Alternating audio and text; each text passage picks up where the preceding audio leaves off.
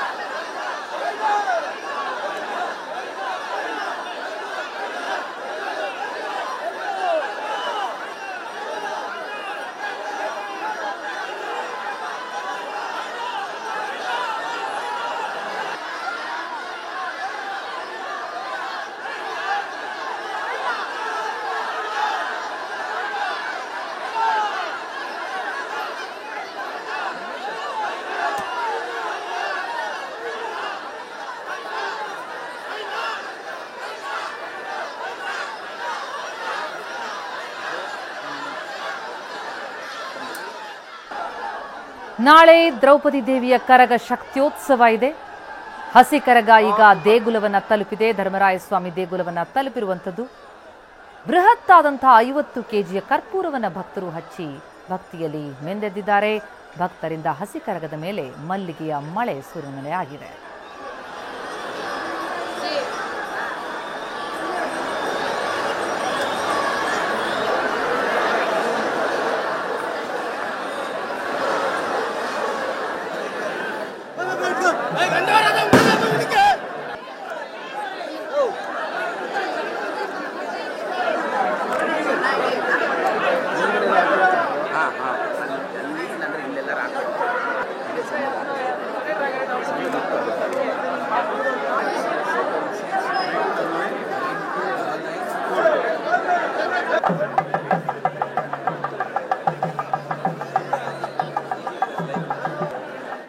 ಇಲ್ಲಿ ಏನಪ್ಪ ಅಂದರೆ ಆ ತಾಯಿ ಇಲ್ಲಿ 12ರಿಂದ 1 ಗಂಟೆಗೆ ಆ ತಾಯಿ ಹೊರಗಡೆ ಬರ್ತಾಳೆ.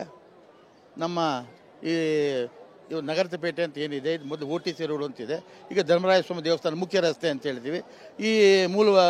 ಈ ರಸ್ತೆಯಲ್ಲಿ ಆತ ಹೋಗ್ಬಿಟ್ಟು ಮತ್ತು ಈಗ ಕೆಲವು ಕಬ್ಬನ್ಪೇಟೆಯ ಕೆಲವು ಬೀದಿಗಳನ್ನು ಹೋಗ್ತಾರೆ.